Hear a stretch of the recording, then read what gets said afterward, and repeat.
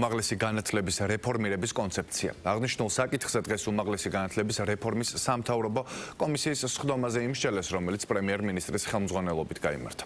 უმაღლესი განათლების რეფორმირების კონცეფციასთან დაკავშირებით კომისიის წევრებმა დღევანდელ სხდომაზე პოზიციები საბოლოოდ შეაჯერეს.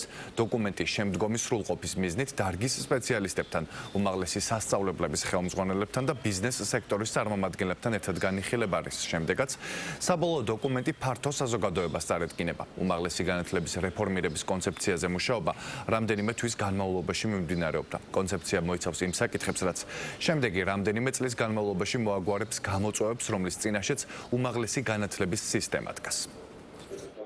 მიმდინარე კონცეფციის ფარგლებში განხილული არის ის საკითხები, რაც შემდეგი რამდენიმე წლის განმავლობაში საბოლოოდ მოაგვარებს იმ გამოწვევებს, რომლის წინაშეც საქართველოში უმაღლესი განათლების სისტემა დგას.